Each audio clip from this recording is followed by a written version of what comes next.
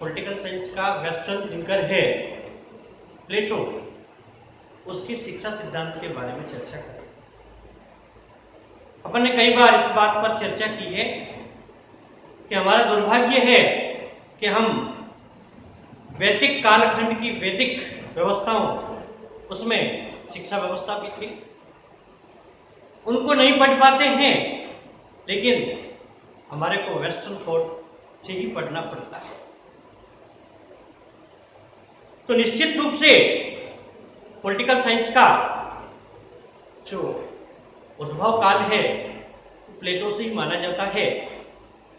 उसका जो शिष्य अरस्तु था वो राजनीति विज्ञान का, आधुनिक राजनीति विज्ञान का जनक था। तो विद्यार्थियों, आज हम ये पढ़ेंगे कि प्लेटो ने अपने शिक्षा सिद्धांत में क्या कहा। देखिए, कोई भी विद्वान होता है, पक्षकार होता है, दार्शनिक होता है, चिंतक होता है, उसके द्वारा दी गई कोई भी अवधारणा है, कोई भी कॉन्सेप्ट है, कोई भी सिद्धांत है, थ्योरी है, उसका हेतु होता है। वो इस प्रकार का सिद्धांत क्यों दे रहा है, वो चीज सोचने के लिए हमें मजबूर होना पड़ता। प्लेटो ने शिक्षा सिद्धांत क्यों दिया? प्लेटो यह शिक्षा सिद्धांत इस कारण देता है, तत्कालीन कालखंड की जो यूनान की शिक्षा पद्धति थी वो स्वस्थ नहीं थी। उस शिक्षा व्यवस्था में जो कमियां थी उसको वो दूर करता है। ये तो ये कार्य करता है, लेकिन देने की आवश्यकता क्यों पड़ी? क्योंकि प्लेटो वह दार्शनिक था जो philosopher king and ideal state का कॉन्सेप्ट देना चाहता था। वो एक दार्शनिक राजा किस प्रकार आदर्श राज्य को संचालित कर सकता है उसको प्रतिष्ठित करना चाहता था। फिलोसोफर किंग, आइडियल स्टेट, उसके लिए वो कहता है सद्गुण ही ज्ञान है। इस प्रकार की शिक्षा व्यवस्था हमें प्रतिष्ठित करनी। शिक्षा वह आयाम है जिसमें व्यक्ति का बहुआयाम, मल्टीपल विकास होता है। स्वस्थ शरीर में ही स्वस्थ मस्तिष्क का निवास होता है, इसलिए स्वस्थ शिक्षा प्रणाली होनी चाहिए। प्लेटो अपनी रिपब्लिक कृति में शिक्षा सिद्धांत के बारे में जो विवेचना करता है उसको लेकर के कालांतर में रूसो कहता है, आज दिन तक जितनी भी शिक्षा पर लिखी गई कृतियां हैं, पुस्तकें हैं, उनमें प्लेटो द्वारा लिखी गई रिपब्लिक कृति सर्वश्रेष्ठ कृति है। विद्यार्थियों, यहां समझने योग्य यह बात है कि प्लेटो के गुरु सुकरात को जबरदस्ती विषपान करवाया गया था, क्योंकि उसने एक शिक्षा का आइडियल वाक्यांश बोला था, आदर्श एक वाक्य बोला था कि सद्गुण ही ज्ञान है। उस समय वो बहुत आहत होता है, दुखी होता है, और आहत और दुखी होकर के अपने गुरु के उस सपने को साकार करने के लिए प्लेटो ये शिक्षा का सिद्धांत देता है। शिक्षा की एक एकेडमी भी स्थापित करता है। उस अकादमी में प्लेटो तह तक जाकर के तत्कालीन यूनान की, एथेंस और स्पार्टा की जो शिक्षा योजना थी उस पर करारा प्रहार करता है। उस समय यूनान के जो छोटे छोटे राज्य थे उनमें दो प्रकार की शिक्षा व्यवस्था प्रचलित थी, एक एथेंस की शिक्षा प्रणाली, एक स्पार्टा की शिक्षा प्रणाली। एक राज्य नियंत्रित शिक्षा व्यवस्था थी। राज्य का नियंत्रण होने के कारण राजा अपनी एवं राज परिवार की सुरक्षा के लिए कुछ युवकों को सैनिक शिक्षा देकर के सैनिक बना देता था। तो उसमें आम जन को कहां शिक्षा मिली? शिक्षा में तो प्रत्येक व्यक्ति को शिक्षा मिलनी चाहिए। दूसरी जो शिक्षा योजना थी उस पर राज्य का नियंत्रण नहीं था, तो बहुत महंगी शिक्षा पद्धति थी। उसमें राज परिवार तथा पूंजीपति के कुछ परिवार ही शिक्षा प्राप्त कर सकते थे। तो प्लेटो उस कालखंड में, आज से लगभग 2500 वर्ष पूर्व, प्राथमिक शिक्षा निःशुल्क और अनिवार्य होनी चाहिए, प्रत्येक व्यक्ति को मिलनी चाहिए, इस प्रकार का कॉन्सेप्ट देता है। आम व्यक्ति तक शिक्षा मिले, कोई शिक्षा से वंचित नहीं रहे। अभी जो वर्तमान में आप आरटीई देख रहे हैं, ये उस कालखंड में प्लेटो दे देता है।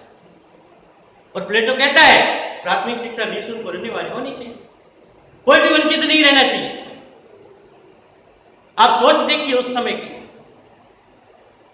उसने अपनी शिक्षा पद्धति को मुख्य रूप से 2 भागों में बांटा। अभी भी वही 2 भाग है। प्लेटो कहता है एक प्राथमिक शिक्षा, एक उच्च शिक्षा। प्राथमिक शिक्षा को 3 चरणों में तथा उच्च शिक्षा को भी वो 3 चरणों में विभक्त करता है। प्लेटो अपनी शिक्षा योजना में मुख्य रूप से 2 सिद्धांत,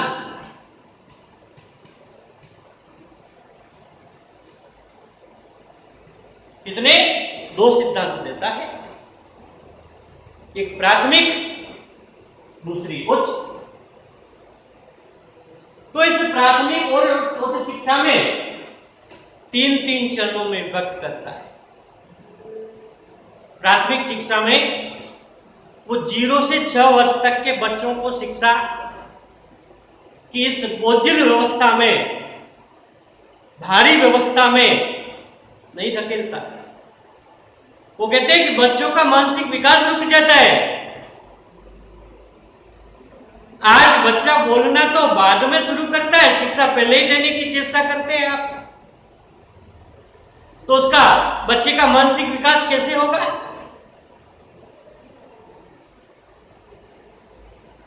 यदि उसका केवल एक दिमाग के स्तर से विकास समझ लो हो भी जाता है, तो उसका दूसरे आयामों में विकास रुक जाता है, अवरुद्ध हो जाता है, अवसादग्रस्त हो जाता है, तनावग्रस्त हो जाता है। कालांतर में जाकर के उसके बहुत दुष्परिणाम निकलते हैं। हाँ, शिक्षा होनी चाहिए, निश्चित रूप से बाल्यकाल से शिक्षा प्रारंभ होनी चाहिए, क्योंकि बाल्यकाल में बच्चे में जो जिज्ञासा की प्रवृत्ति होती है, उसमें स्मरण शक्ति भी ज्यादा रहती है, उसका जो मेमोरी पावर है वो भी बढ़िया रहता है। वो जिस किलिंग कैपेसिटी से स्टडी कर सकता है और उसका जो मेमोरी होता है, स्मरण शक्ति जो होती है, बड़ी तीव्र होती है, क्योंकि उसमें जिज्ञासा की भावना होती है, शार्पनेस बहुत होता है। उस शार्पनेस का यदि हम शिक्षा के क्षेत्र में उपयोग करते हैं तो निश्चित रूप से वो बहुआयामी प्रतिभा का धनी, विलक्षण प्रतिभा का धनी, इंटेलेक्चुअल बनता है। तो प्लेटो प्रारंभिक काल की शिक्षा का प्रथम चरण है, वो 6 से 12 वर्ष की आयु तक, उसमें धर्म और नैतिकता की शिक्षा पर बल देता है।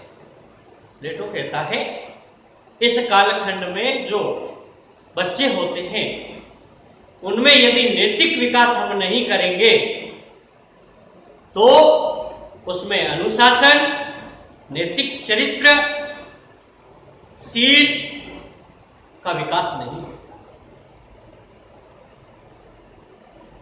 धार्मिक शिक्षा के माध्यम से उसमें नैतिकता के गुण का विकास हो, इसलिए धार्मिक शिक्षा दी जानी चाहिए। धार्मिक शिक्षा का तात्पर्य यहां किसी धर्म विशेष से नहीं है, रिलीजन से नहीं है।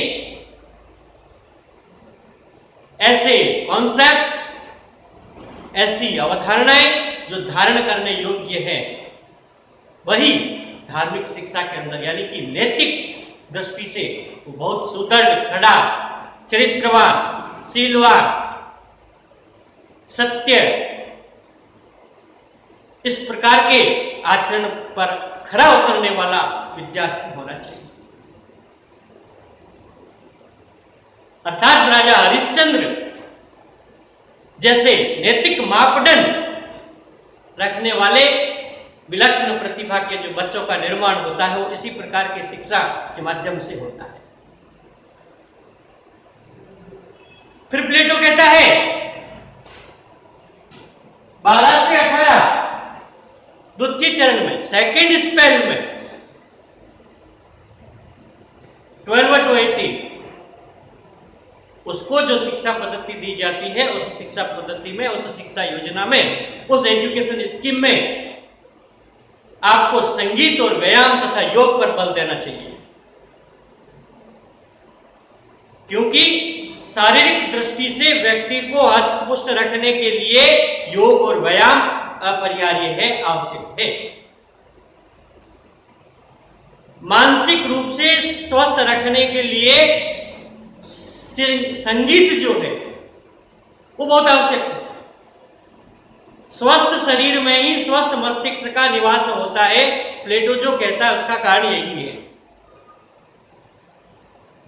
स्वस्थ शरीर योग और व्यायाम के माध्यम से, स्वस्थ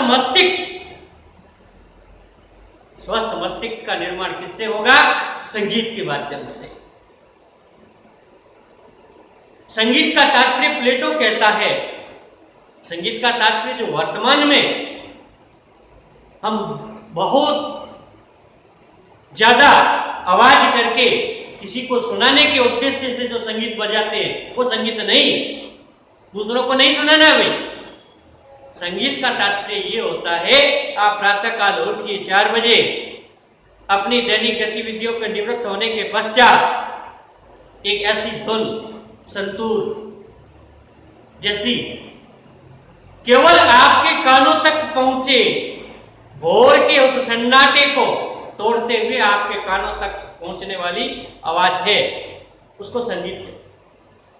उसको चला के छोड़िए, फिर आप अध्ययन कीजिए और महसूस कीजिए आपका जो पावर है, आपको याद करने की जो शक्ति है, स्मरण शक्ति बहुत तेज हो जाती है, याददाश्त का जो पावर है बहुत तेज हो जाता है। इंटेलेक्चुअल जो स्टूडेंट होते हैं वो इसी प्रकार स्टडी करते हैं, रात को इस प्रकार का संगीत चला के छोड़ देते हैं जो रात के सन्नाटे को चीरते हुआ केवल उनके कानों तक सुनाई दे, ताकि आसपास का एनवायरनमेंट उन्हें प्रभावित नहीं करे। फिर दत्त चित्त होकर के एक ही ध्यान से एक डिसिप्लिन स्टडी जो करता है वो स्टूडेंट आगे जाकर के बहुत विलक्षण प्रतिभा का धनी बनता है। तो प्लेटो 12 से 18 में इस प्रकार की शिक्षा योजना पर बल देता है। उसके बाद में 2 साल की शिक्षा, क्योंकि प्रारंभिक शिक्षा जो है वो 20 वर्ष तक की है, 2 यानी 18 से 20, इन 2 वर्षों में प्लेटो जो शिक्षा प्रणाली देना चाहता है वो सैनिक शिक्षा इस कारण देना चाहता है ताकि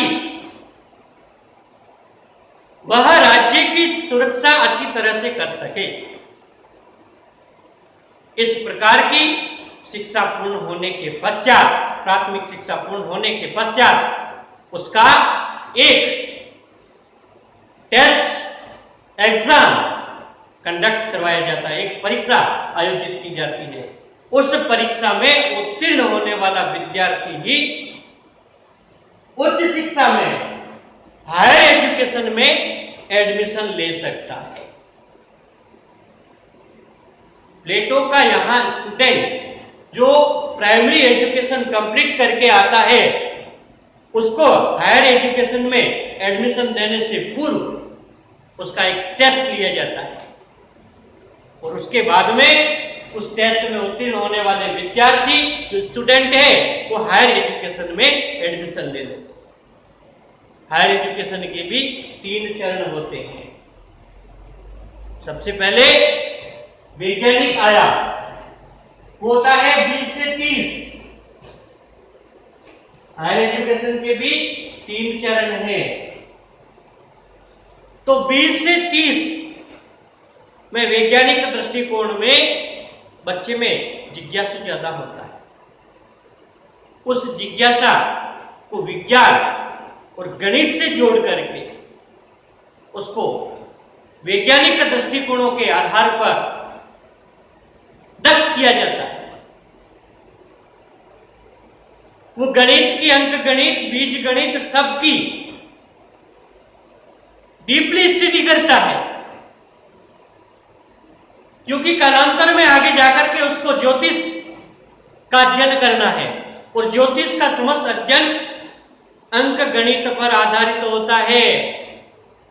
अब ज्योतिष के जितने भी आप देखते हो, जो भी कुंडली बनती है, जैसे भी बनती है, सब अंक शास्त्र पर आधारित होता है। अंक शास्त्र में ये निपुण जो विद्यार्थी होता है, विज्ञान के विभिन्न क्षेत्रों में जो निपुण होता है, उस विद्यार्थी को आगे दार्शनिक शिक्षा दी जाती है। दार्शनिक शिक्षा दी जाती है 5 वर्ष की। कितने? केवल 5 वर्ष की, 5 ईयर। इसमें ज्योतिष, दर्शन, द्वंद्व, इस प्रकार उसको दार्शनिक बनाने की चेष्टा की जाती है। अरे जब वो दार्शनिक फिलोसोफर बनेगा तभी तो राष्ट्र और समाज का चिंतन करेगा ना, नहीं तो व्यक्ति केवल अपने परिवार की चिंता करता है, परिवार के अलावा किसी की चिंता नहीं करता। तो हमें किस प्रकार के विद्यार्थी की आवश्यकता है? जो दार्शनिक हो। उस दार्शनिक विद्यार्थी के लिए यहां पर दर्शन शास्त्र पर आधारित शिक्षा व्यवस्था दी जाए। फिर 35 से 50 वर्ष तक, 15 साल तक व्यवहारिक शिक्षा दी जाती है। व्यवहारिक शिक्षा का तात्पर्य, जो चीज आपने आज दिन तक स्टडी किया है उसको प्रैक्टिकली रूप में उसका इम्प्लीमेंटेशन किया जाता है, क्रियान्वयन किया जाता है। आपने बाल्यकाल में जिस नैतिक शिक्षा को सीखा है, जिस धार्मिक शिक्षा को सीखा है, जिस योग की शिक्षा, व्यायाम की शिक्षा को सीखा है, संगीत की शिक्षा को सीखा है, या सैनिक शिक्षा को सीखा है, अंक गणित, बीज गणित, ज्योमेट्री, विज्ञान, दर्शन, द्वंद्व, तर्क, इन जिन सब चीजों को सीखा है उसको व्यवहारिक रूप में अपने जीवन में उतारने का प्रयास किया जाता है। विद्यार्थियों, जब वो 50 साल पूर्ण कर लेता है तब उसकी एक परीक्षा की ली जाती है। उस परीक्षा में जो सफल विद्यार्थी होता है वही फिलोसोफर किंग होता है। आइडियल टेस्ट का फिलोसोफर किंग कौन होगा? जो प्लेटो की इस एजुकेशन स्कीम से निकला हुआ इंटेलेक्चुअल व्यक्ति होगा, निपुण व्यक्ति होगा, प्रत्येक क्षेत्र में प्रवीण होगा, वही। इस प्रकार प्लेटो अपनी शिक्षा योजना में इन आयामों को देने की कोशिश करता है। हमने जो प्लेटो की शिक्षा व्यवस्था के जो 2 चरण पढ़े हैं, इसकी कुछ विशेषताएं। विद्यार्थियों, यदि हम गहराई से जाकर के, तह तक जाकर के इसको समझने की कोशिश करें या चेष्टा करें, तो जो शिक्षा योजना है उस शिक्षा योजना में कई विशेषताएं। सबसे पहले विशेषता है कि प्लेटो की शिक्षा योजना में स्त्री और पुरुष को समान दृष्टि से देखा जाता है। प्लेटो कोई विभेद नहीं करता है। अरे हम ब्रिटेन के अधीनस्थ थे, ब्रिटेन में भी स्त्रियों को समान दर्जा पहले नहीं दिया गया था। भारत में पहले दिया गया, उसके बाद में दिया। तो प्लेटो की शिक्षा योजना में क्या था? स्त्री और पुरुष में किसी प्रकार का भेद नहीं था। फिर प्लेटो की जो शिक्षा योजना थी उसमें संगीत और चिकित्सा पर बल दिया गया। विद्यार्थियों, यहां समझने योग्य यह बात है, संगीत और जो चिकित्सा की जो शिक्षा पद्धति होती है, उस शिक्षा पद्धति में शरीर और मस्तिष्क दोनों के विकार दूर हो जाते हैं। शारीरिक और मानसिक विकारों की दूरी के लिए या उन विकारों को समाप्त करने के लिए प्लेटो इस प्रकार की शिक्षा योजना देता है। प्लेटो की जो शिक्षा योजना है, इस शिक्षा योजना में सबसे महत्वपूर्ण जो है अनिवार्य और निःशुल्क शिक्षा। विद्यार्थियों, पहले भी अपन ने चर्चा की थी, आज से 2500 साल पहले किसी ने सोचा था कि primary education free and compulsory होना चाहिए। भारत में अब जाके लागू हुआ है। हम जो आरटीई की तरह जो पढ़ रहे हैं, अब शुरू हुआ है। 2500 साल पहले प्लेटो ने इस प्रकार का कॉन्सेप्ट दिया था कि elementary education is free and compulsory, must भी होना चाहिए। इससे हम ये सोच सकते हैं कि प्लेटो की शिक्षा योजना का जो चिंतन था वो बहुत व्यापक था। फिर व्यक्ति के सर्वांगीण विकास पर बल दिया जाता है। देखिए, प्लेटो व्यक्ति के सामाजिक, आर्थिक, राजनीतिक, प्रशासनिक, दार्शनिक सभी गुणों का विकास करता है। प्लेटो की शिक्षा योजना देखिए, पहले नैतिक शिक्षा, धार्मिक शिक्षा। बाल्यकाल में जब बच्चा छोटा होता है, उसको जिस प्रकार के आप संस्कार देंगे उसी के अनुरूप हो जाएगा। इसलिए वो किस प्रकार की शिक्षा देता है? धार्मिक शिक्षा देता है, नैतिक शिक्षा देता है। उसकी जो चेष्टा रहती है वो इस प्रकार की रहती है कि नैतिक शिक्षा के माध्यम से उसका सर्वांगीण बहुआयामी विकास हो जाए। प्लेटो की शिक्षा योजना में निरंतरता है। प्लेटो लंबी अवधि की शिक्षा योजना देते हुए इस प्रकार निरंतरता देना चाहता है ताकि उस बच्चे का सर्वांगीण विकास हो जाए। यानी कि दार्शनिक, फिलोसोफर किंग के निर्माण के लिए, आइडियल स्टेट के चलाने के लिए, संचालन के लिए जिस शिक्षा योजना को, एजुकेशन स्कीम को वो इंप्लीमेंट करता है, वो निश्चित रूप से बहुत अच्छी और व्यापक दृष्टिकोण पर आधारित थी। अब हमने जो प्लेटो की शिक्षा योजना को देखा है, इसकी हमने अभी 2-4 विशेषताएं भी देखी है। इसके जो सैलाइन फीचर भी अपन ने जो देखे हैं, तो इसकी कुछ कमियां भी है। प्लेटो की शिक्षा योजना की हम यदि गंभीरता से चर्चा करें तो प्लेटो अपनी शिक्षा योजना में केवल संरक्षक वर्ग को ही शिक्षा देता है। प्लेटो की जो उच्च शिक्षा है उसमें केवल संरक्षक वर्ग को ही शिक्षित किया जाएगा। तो आलोचक आलोचनाओं की खरी कसौटियों पर कसते हुए, इसका विवेचन करते हुए स्पष्ट रूप से कहते हैं कि यह शिक्षा योजना है, यह अनुचित और असंगत है। क्योंकि अरे भाई, शिक्षा प्रणाली तो लोकतांत्रिक होनी चाहिए। 6 से 14 वर्ष के बीच के बच्चे हैं, उनके लिए निःशुल्क रहने वाली शिक्षा होनी चाहिए। प्लेटो खुद भी तो कहता है। तो प्लेटो एक स्थान पर तो कहता है कि elementary education compulsory and free, निःशुल्क और अनिवार्य होनी चाहिए, और एक केवल संरक्षक वर्ग के शिक्षण की बात करता है। तो परस्पर विरोधाभास इसमें मिलता है। तो आलोचक इसका खंडन भी करते हैं कि यह सिद्धांत उचित नहीं है, क्योंकि इसे परस्पर विरोधाभास है। फिर अलोकतांत्रिक हो गई, क्योंकि प्लेटो की शिक्षा योजना में पूरे लोगों के शिक्षण की व्यवस्था नहीं है। केवल सैनिक वर्ग और शासक वर्ग को ही शिक्षा की बात करते हैं।